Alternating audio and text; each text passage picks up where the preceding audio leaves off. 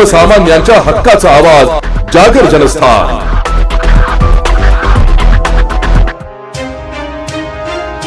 रावेर तालुक्यातील बोरखेडा येथील 4 भावंडाची क्रूर हत्या करणारा आरोपी महेंद्र सीताराम बारेला याला आज भुसावळ न्यायालयाने फाशीची शिक्षा सुनावली आहे। पहा या खटल्याबाबत सरकारी वकील ॲडव्होकेट उज्ज्वल निकम यांनी दिलेली माहिती।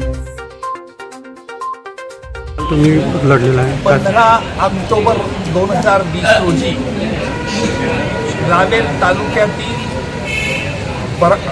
बोरखेडा येथे रात्री 7:30 ते 8 वाजता एका घरामध्ये 4 लहान बालकं घरी असताना त्यांच्या मोठ्या भावाचा मित्र आरोपी महेंद्र बारेला हा त्यांच्या घरी आला आणि तुम्ही तर लहान बालके घरात आहेत मग मी तुमच्या सोबतीला राहतो असं त्या मित्राने त्या लहान बालकांना भासवलं आणि रात्रीच्या सुमारास या महेंद्र बारेलाने घरामध्ये सर्वात मोठी वय वर्ष 13 तिच्यावरती बलात्कार केला आणि बलात्कार केल्यामुळे इतर लहान भावं इतर तिची लहान बहीण जिचं वय 4 वर्ष तिच्यापेक्षा 2 मोठे भाऊ 8 वर्ष आणि ते 12 वर्ष ही जागी झाली आणि त्यांनी त्याला विरोध केला असताना याने कुऱ्हाडीने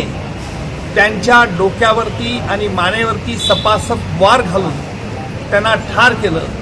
असे चौघांची निगरून हत्या केल्यानंतर जळगाव जिल्ह्यात या घटनेमुळे एकच खळबळ उडाली होती। या खटल्यामध्ये आम्ही एकूण 27 साक्षीदार तपासले आणि अशा नराधमाला शिक्षा ही कुठली कमी असू नये तर त्याला सर्वात फाशीची शिक्षा ही हवी।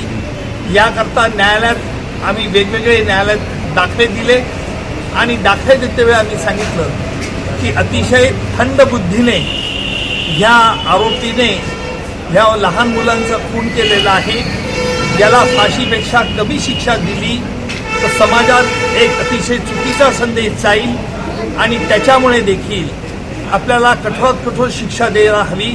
कारण कठोर शिक्षेचा उद्देश फक्त नुसता त्या गुन्हेगाराला शिक्षा नाही तर एक समाजामध्ये एक चांगला संदेश गेला पाहिजे की अशा प्रकारची घाणेरडी कृत्य आणि क्रौर्य करणाऱ्याला कायदा कधी क्षमा करत नसते। कारण क्रौर्याला नसते जात धर्म लिंग भेद।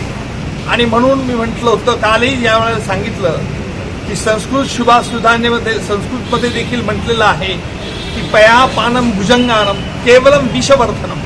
कारण सापाला जर दूध पाजलं तरी तो फक्त विष झोपतो। सर्पदंशनी कालेनं दुर्जनस्य पदे पदे, सर्पाला केव्हा तरी चावत असतो परंतु दुर्जन माणसं समाजाला ही सतत चावत असतात। आणि जर फाशीची शिक्षा दिली नाही तर मंत्रेन शाम्यते सर्पोहा न खलाहा शाम्यते कदाहा। मंत्राने सापाला शांत करता येतं परंतु दुष्ट माणसाला कशानेही शांत केले जाऊ शकत नाही। म्हणून याला फाशी शिक्षा मिळायला हवी। याकरता आम्ही तुरुंगाधिकारी त्याचप्रमाणे पोलीस तपास अधिकारी यांचा अहवाल तसेच त्याचा जो प्रोबेशन ऑफिसर असतात त्यांचा रिपोर्ट हे सगळे न्यायालयात दाखल केले आणि न्यायालयात प्रतिपादन युक्तिवाद काल केला होता आणि आज न्यायालयाने आपला हा निर्णय यादव साहेबांनी आज निर्णय जाहीर केलेला आहे। या निर्णयामुळे एक वेगळा चांगला संदेश या समाजामध्ये जाईल अशी अपेक्षा आहे। जागर जनस्थानसाठी सुमित निकम भुसावळ।